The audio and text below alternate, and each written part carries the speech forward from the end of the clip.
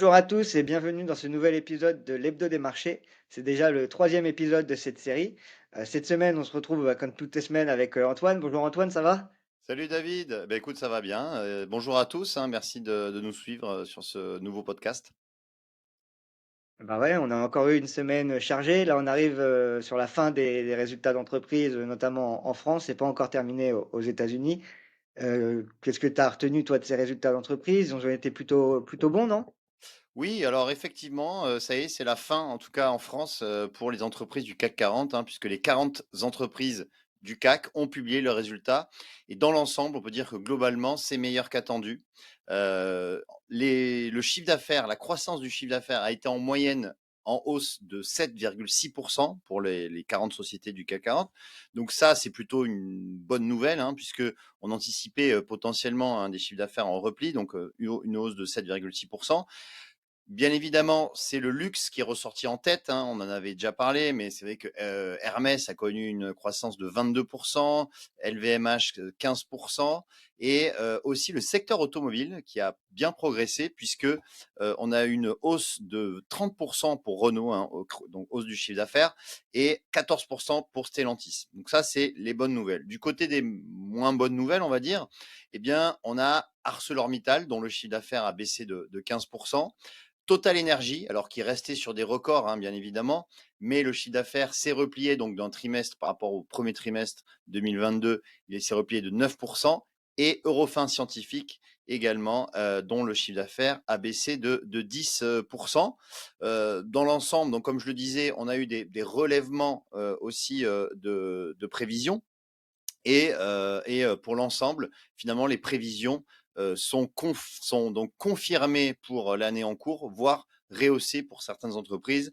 Il n'y a que 3 entreprises qui ont rabaissé leurs objectifs, c'est Alstom, ArcelorMittal et Téléperformance. Et d'ailleurs, ces sociétés ont baissé après leur publication. Ce qu'on peut dire, c'est que le CAC 40, lui, n'a pas fait de nouveau plus haut historique puisque son ancien plus haut date du 24 avril dernier. Donc là, aujourd'hui, on est le 16 mai.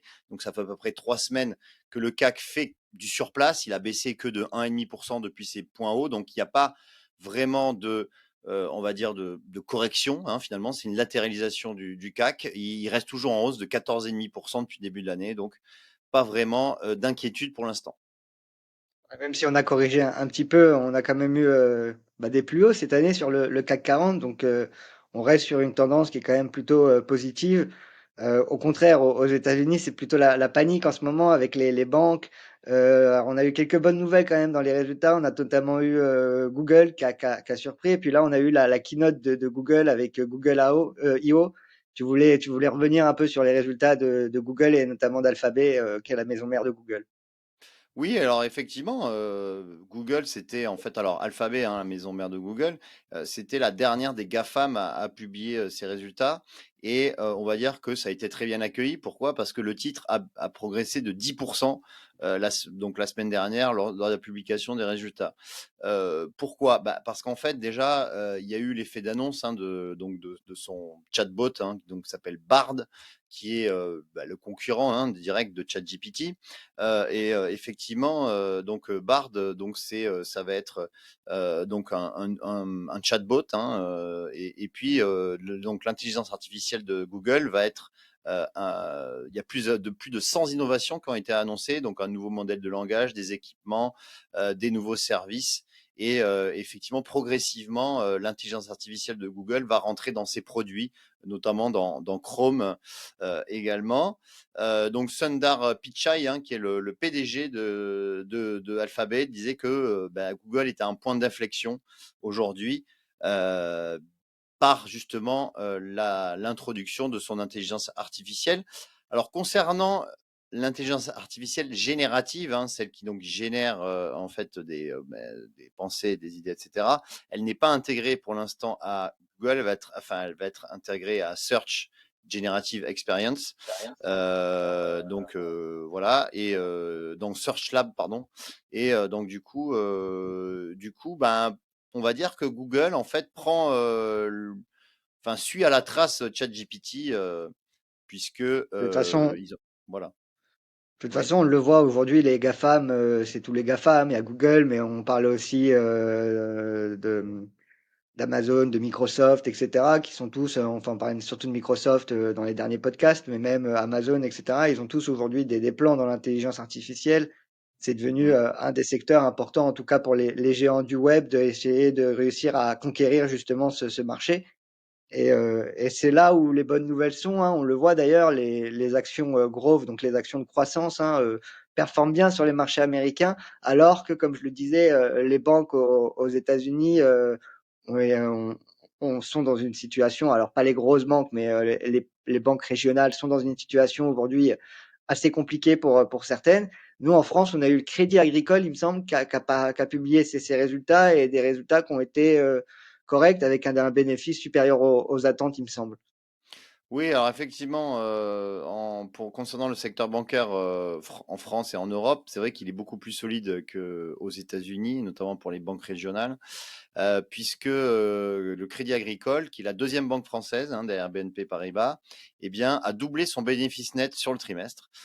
Donc on a un des bénéfices nets à 1,2 milliard d'euros. Les revenus, c'est-à-dire le chiffre d'affaires, a grimpé aussi de 10. Tandis que la hausse des charges s'est limitée à 6,2% pour le Crédit Agricole.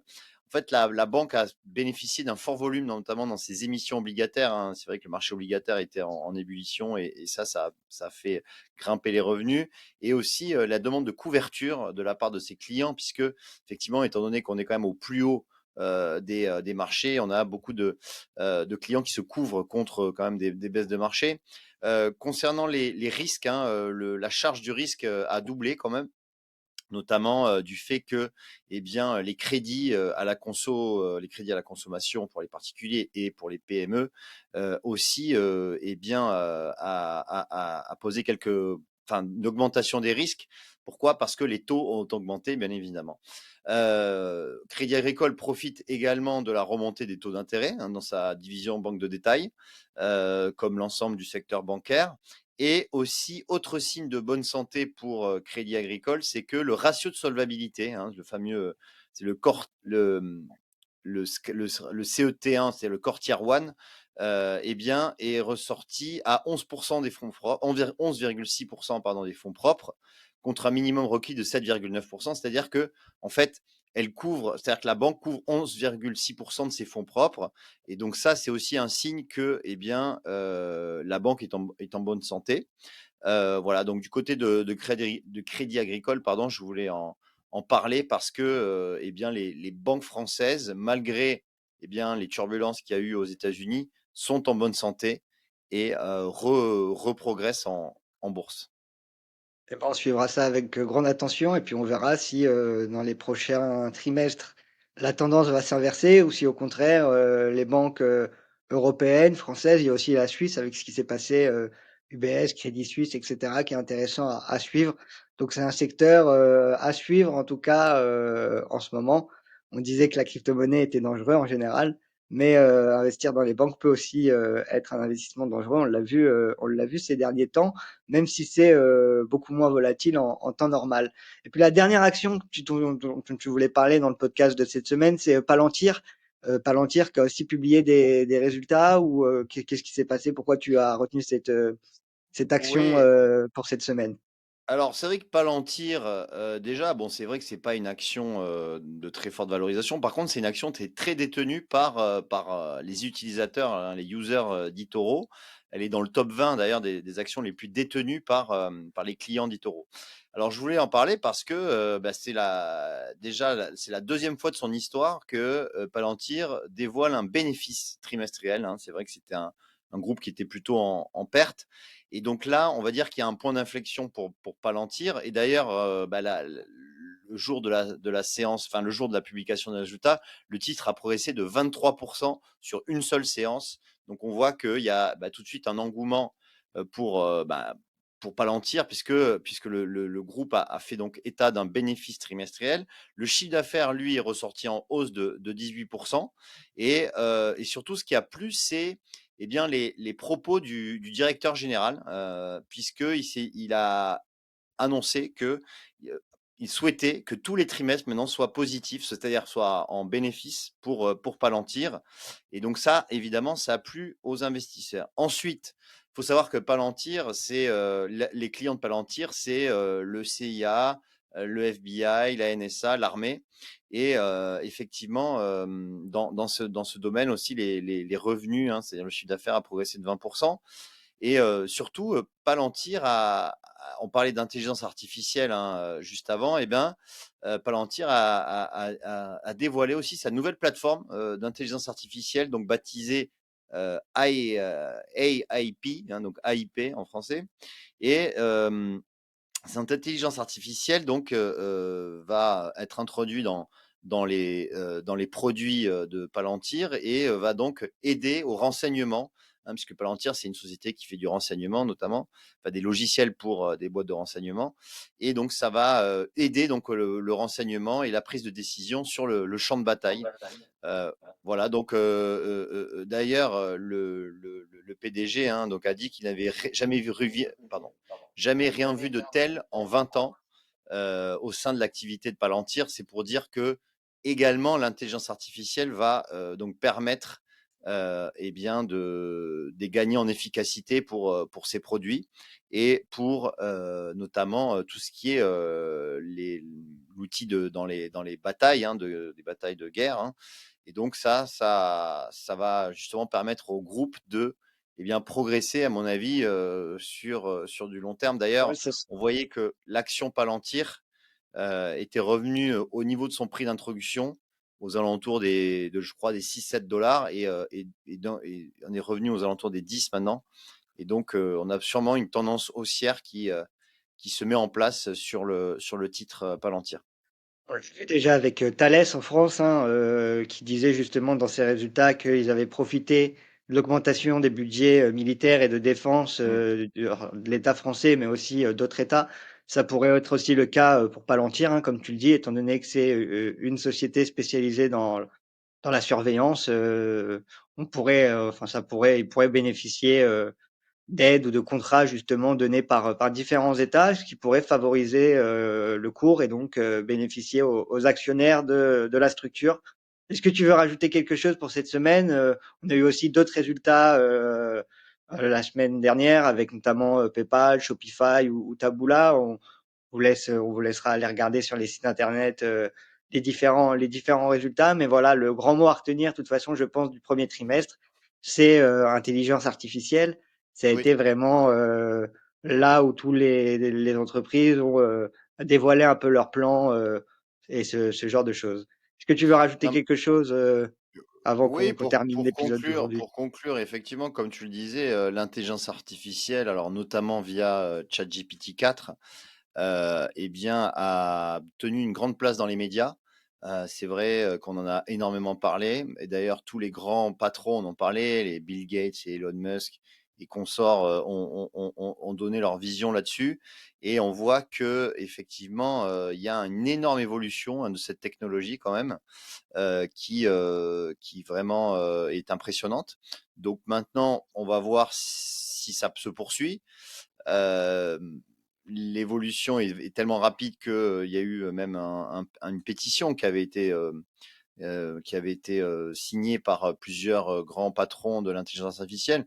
Mais bon, pour justement une pétition pour arrêter les recherches pendant 6 mois, mais ça n'a pas donné suite, bien évidemment, puisqu'on n'arrête pas, on peut pas, c'est pareil compliqué de dire à une boîte dont le business model c'est l'intelligence artificielle d'arrêter les recherches pendant 6 mois. Ça mettrait du monde au chômage technique. Mais bref, tout ça pour dire que l'intelligence artificielle, c'est une technologie qui eh bien, est très grandissante et de manière exponentielle.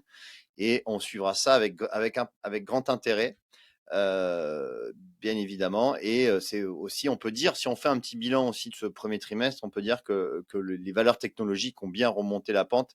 Elles qui étaient les perdantes de 2022 sont les grands gagnantes de 2023, tout du moins ce début d'année. Donc on verra, on s'approche, hein, bien sûr, bientôt de la fin du premier semestre. On n'en est pas encore là, mais en tout cas, pour l'instant, cette année 2023, c'est l'année des technos, ça c'est clair. Non, c'est sûr, on l'a vu. Après, on a encore pas mal de terrain à récupérer Oui, parce qu'on tombe quand même d'assez haut. Donc oui. c'est sûr que là, ça va être bah, une année intéressante, voir si justement on va réussir à repartir et avec tout ce qui se passe entre inflation, guerre entre la Russie et l'Ukraine qui ne s'est pas encore terminée, etc. On reste, heu, on reste à l'affût et de toute façon, on est toujours là, toutes les semaines, hein, vu que c'est un podcast Mmh. hebdomadaire pour, justement commenter, l'actualité. En tout cas, merci Antoine pour, ton temps. Je vous dis à la semaine prochaine. Merci à Ouais. tous. Merci à tous et on vous dit à la semaine prochaine et bonne semaine à tous. Salut. Au revoir.